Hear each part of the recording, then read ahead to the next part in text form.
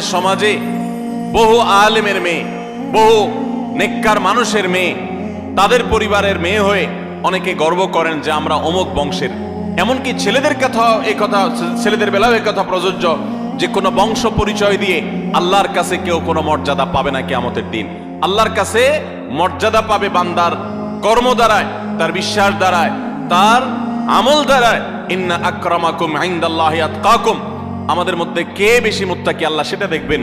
একজন সাধারণ দিনমজুর, একজন সাধারণ রিক্সা চালকের মেয়ে আপনি, তার স্ত্রী আপনি, একজন সাধারণ মানুষের বোন আপনি, একজন সাধারণ মানুষের পরিবারের সদস্য আপনি।